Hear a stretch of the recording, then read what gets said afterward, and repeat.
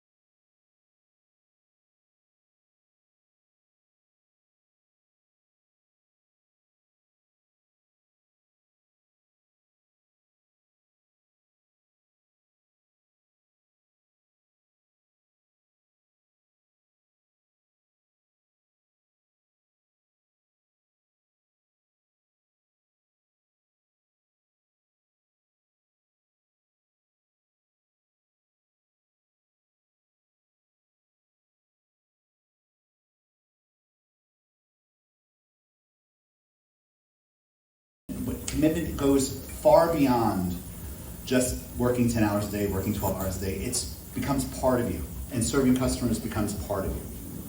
So I was lucky enough to work at Amazon. And are you changing the slide? Okay.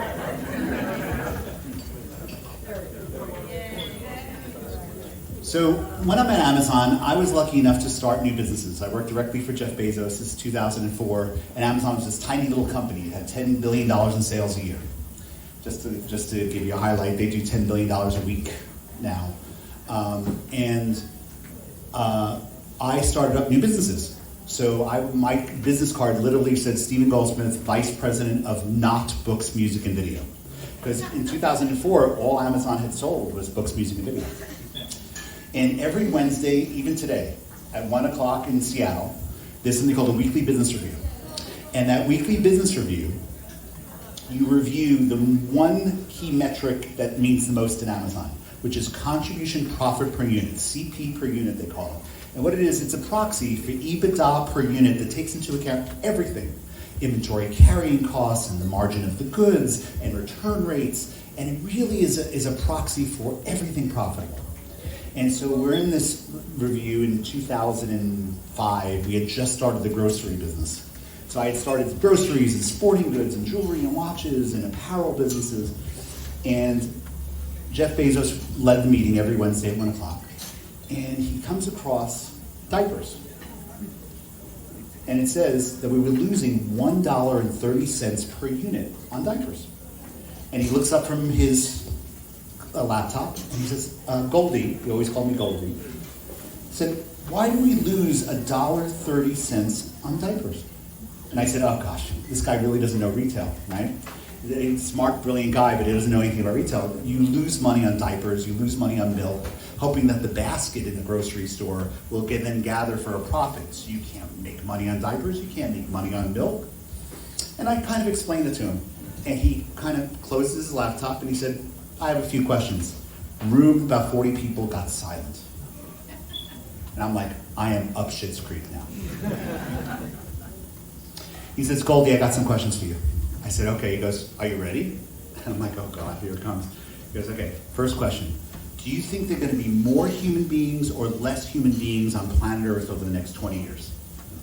And I, knowing that he's setting me up, I'm timidly saying, I think there'll be more, Jeff. He goes, good answer, and he does his big Jeff Bezos laugh. He goes, next question. He says, Goldie, I know you didn't go to business school, so you don't know this whole thing, this next question. I know you didn't go to business school.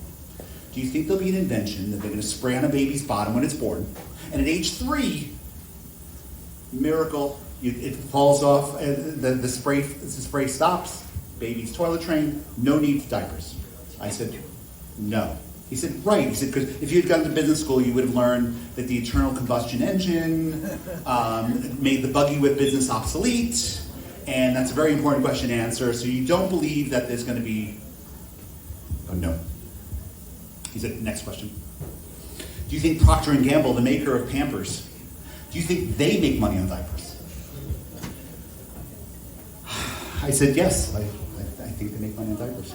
And I'm hoping that there's, oh wait, someone told me that their children are here, so I gotta, maybe I'll curb the one word he said. He said, last question. Why don't we make any effing money on diapers? He didn't say effing.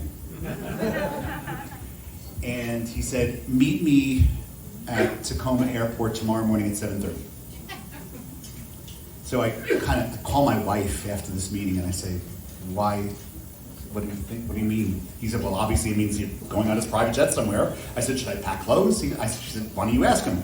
So it was the day of BlackBerries before the iPhone. And so on my BlackBerry, I send him an email and I say, Jeff, should I pack clothes? He said, just meet me there at 7:30.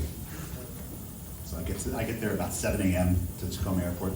And we flew to Las Vegas and we bought diapers.com that day. We went to Mark Laurie, who was the owner of diapers.com, and we bought diapers.com that next day. And it was interesting because 9 years later, I became the CEO of Brookstone.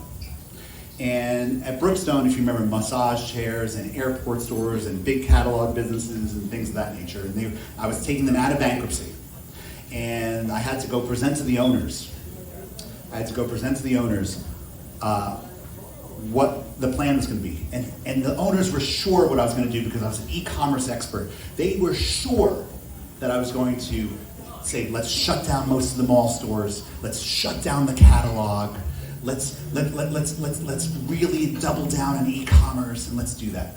And I go to China. This is where the owners are in China, in Nanjing, China. And I say to the chairman of the company, another billionaire, I said, I'd like to expand airport stores.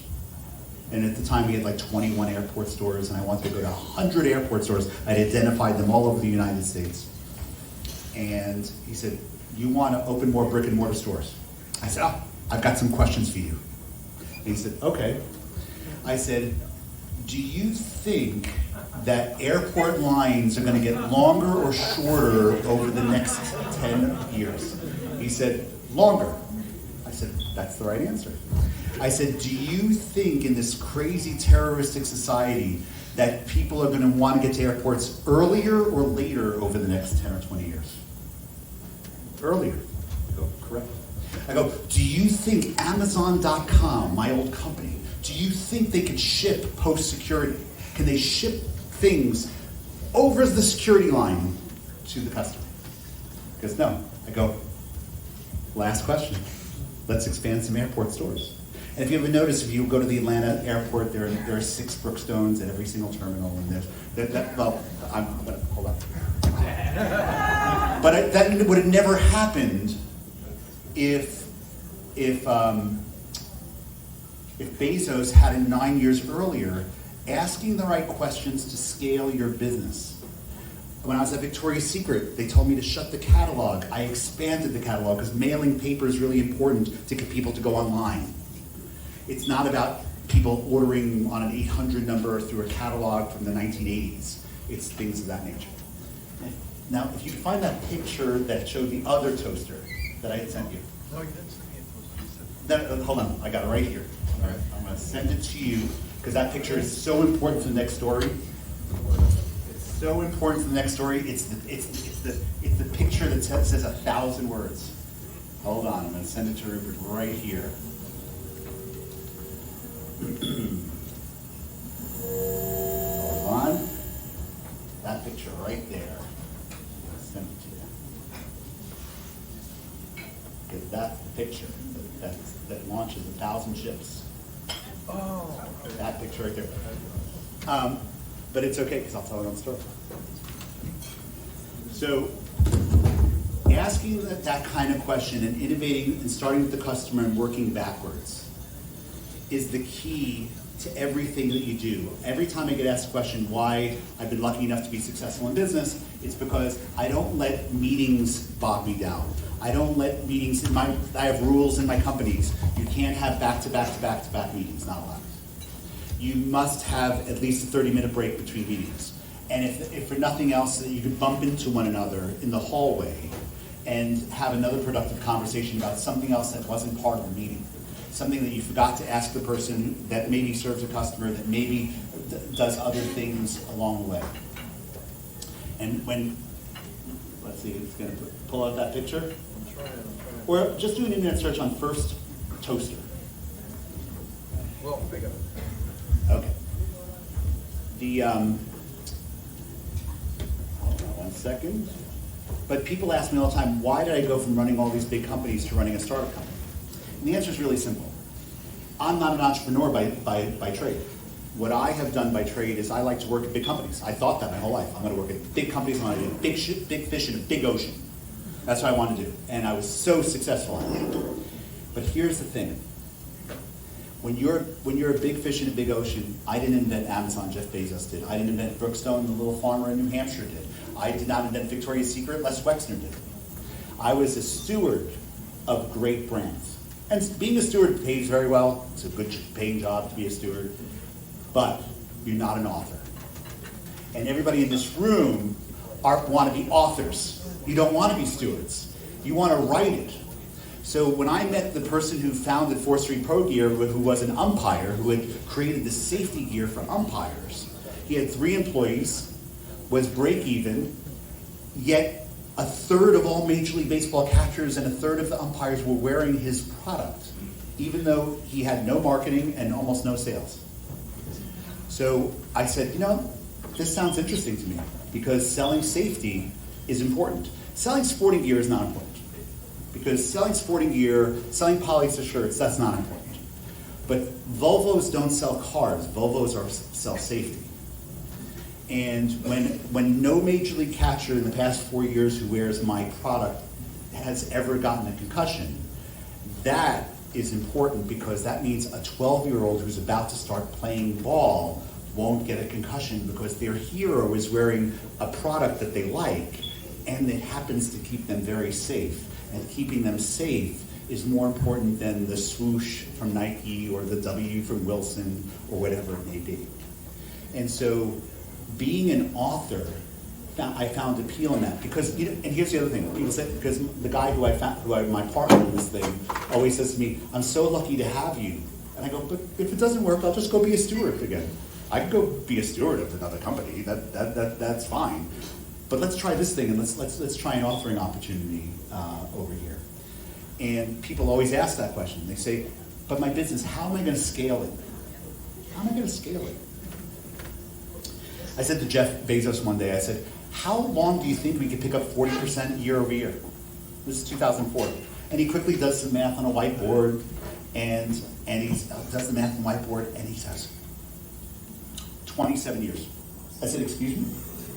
He said 27 years. He said, see, this is 2004. He goes, Walmart is doing $250 million right now, and we're doing $10 billion right now. And assuming we're going to be able to sell groceries and apparel, and assuming that growth and how the trajectory to catch Walmart as they continue to grow, 27 years. I go, but how do you pick up 40% every year? He said, well, let me ask you something, Stephen. Can you pick Goldie? He said, can you pick up 1% better next week than you did this week? Can you 1%? I said, sure, me and my team can do 1%. Great. He goes, and we'll come back next week. He goes, do you think you do 1% better than just 1%? And he said, what happens is at the end of the year, you've picked up 50%. And but applying that 1% rule time after time after time. I think we're about to get it because I see the picture on the laptop. I see it here. It's the key to the whole speech that got thrown off right from the get-go. They have continuing coverage though, communities rally.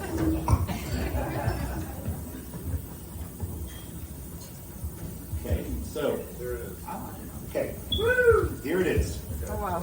Okay, so already you kind of heard me say what that is. So in 1909, General Electric introduced that toaster. That's a toaster right there, that toast spread. That's 1909, General Electric introduced a toaster. In 1919, Westinghouse introduced a washing machine. But the key to this toaster is, you see that right there, if you're looking back there, you see that plug right there? Houses in 1909 were wired for light, not electricity. The three-prong plug didn't get invented until 1928. The three-prong plug doesn't get invented. This is a 1909 General Electric toaster, and here's how it works. In the kitchen, in your house, you have a light bulb. And you get on the ladder, and you go up, and you unscrew the light bulb, and then you take the toaster, see how long the cord is, and you plug the toaster in, toast the bread, bread is toasted, now you need some light because it's dark, light bulb back in, same thing. And the same thing happened for the washing machine. And that's a little dangerous, water and electricity not good either together. But here was the point. Bezos showed this picture, I don't know how many times to teach the same story over and over. And the story he taught us in 2007 was about Netflix. So in 1997, Jeff Bezos went to Reed Hastings, who founded Netflix, and had founded it just a year earlier. He founded it in 96. Netflix started mailing DVDs, if you guys remember that. Mailed DVDs in the mail, and in 1997, Jeff went to, Amazon had just turned public, went to Reed Hastings and cut a deal, buying Netflix. Amazon buying Netflix for $14 million. And Reed Hastings got on the plane from Seattle back to California, and by the time he landed, changed his mind. I'm not selling it to Amazon. And what happened from 97 to 2008, they mailed DVDs. And in 2008, streaming started. So what happened in 2005, YouTube started streaming videos, not high definition. High definition couldn't be streamed until 2009. And in 2008, Netflix started, in addition to mailing DVDs, they started to stream. And they had their own server farm, and they were streaming. And about 10% of their business was streaming, and 90% was mailing DVDs. And the service went down, the servers crashed. Late in 2008. He called Jeff Bezos and said, could you help me? And Jeff said, I'm starting this new business called Amazon Web Services, which has something to do with the cloud. Cloud really was a new word back then. And he said, but we'll take care of it because I just need you to do it for 6 weeks. It's going to take me 6 weeks to build back up my server farm. Please stream it for 6 weeks for me. And Bezos started streaming Netflix in 2008. Today, Netflix pays Amazon $1 million per day to stream Netflix. Today, every single time you watch Netflix, it's being streamed by Amazon Web Services. And so Netflix in 2024 paid Amazon $365 million in streaming budget for them to stream Netflix. So whether you're watching Prime Video, which is Amazon, or you're watching Netflix. But Jeff knew before he knew that you have to solve for customers, and that YouTube had hit upon something, that customers like watching videos on their computers. This is before iPads, this is before tablets, but he knew it. And so he would show this because we have to toast bread, even if the three-prong plug isn't invented yet. It will be invented, don't worry. We have Amazon Web Services started in 2002. There was no such thing as the cloud, and what the services were is I'll teach you how to sell on Amazon through some services. And then eventually it became cloud computing in 2006, and eventually it became streaming, and eventually they streamed. And oh, by the way, 300% of Amazon's profits comes from Amazon Web Services, meaning they lose money on everything else as they invest in the customer. Because when you're solving for the customer, you don't let little things like the plug isn't invented yet stop you, because people wanted toasted bread or their clothes washed. And so that is the biggest thing I can impart that Jeff imparted to me, is exactly that. If you've got a solution for a customer, don't let little things like it's just not available, it's just not reasonable, it just doesn't happen, I can't find it to do. Do it. It will come, and you'll solve it, even if it is climbing up a ladder to unscrew a light bulb to screw back in your toaster. And I take that with me everywhere I go. People are worried, like sick, are they going to raise tariffs because all my goods for my safety gear come from China? What's going to happen? You know what's going to happen? We're going to solve it for the customers. What's going to happen? We're going to make some goods in America, and it's going to cost a couple dollars more. And we're going to have some tariffs that are going to be passed along. Maybe, maybe not. But either way, I don't have an excuse to not solve it for the customer who wants, for the parent who wants to solve it for the 12-year-old who they want to protect and keep safe. It's my job to solve it on the customer's behalf. Just like it was General Electric's job with that toaster, and Westinghouse with the washer, and Amazon in streaming video. Any questions? Oh my goodness. Oh my goodness.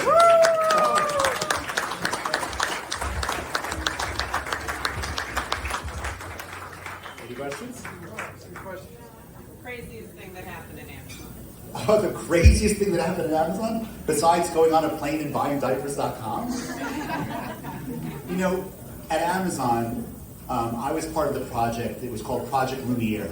And Project Lumiere was eventually turned into Kindle. Project Lumiere eventually turned into the Fire Phone. And the Project Lumiere eventually turned into Alexa. Jeff does not care if things fail. The Fire Phone, anybody have a Fire Phone on them?